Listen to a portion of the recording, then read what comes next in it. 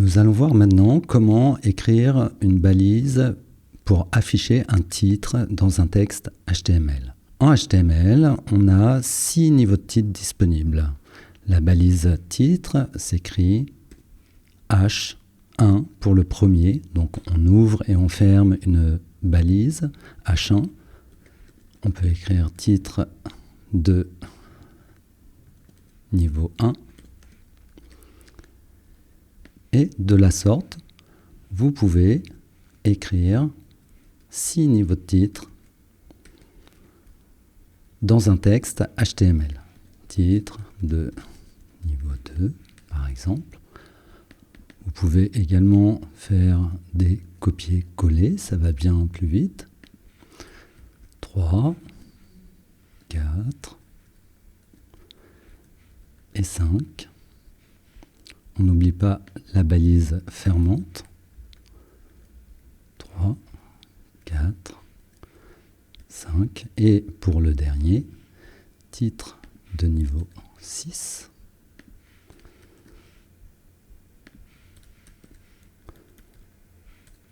Voilà, 6, 5, 4, 3, et 2 et 1. Nous enregistrons. Et nous remarquons dans le navigateur que les titres s'affichent de tailles différentes pour spécifier l'importance du niveau de titre. Donc ce que vous voyez dans le navigateur, c'est tout simplement grâce à la feuille de style embarquée du navigateur qui vous permet de voir le texte s'afficher. Ce qui est important de retenir également sur les niveaux de titre, c'est qu'ils servent aussi au niveau de l'accessibilité. C'est-à-dire que les non-voyants vont utiliser les titres dans la page pour pouvoir trouver l'information qui les intéresse. Donc au plus vous allez mettre des titres, au plus les personnes qui ont des déficiences pour pouvoir utiliser Internet s'y retrouveront dans votre page. C'est également important aussi pour le SEO. Au niveau du référencement, le H1 ainsi que le H2 est plutôt bien considéré par les moteurs de recherche.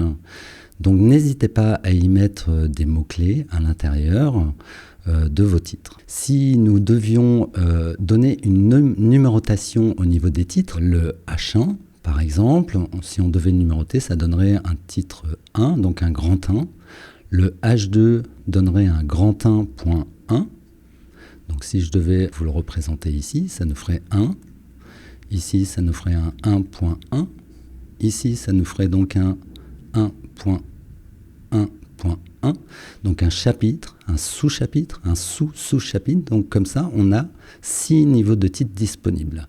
Donc si vous mettez un deuxième H1 dans votre page, par exemple, on se retrouvera avec un grand 2. Ça, c'est ce qu'il faut toujours avoir à l'esprit. C'est ce qu'on appelle l'arbre du document.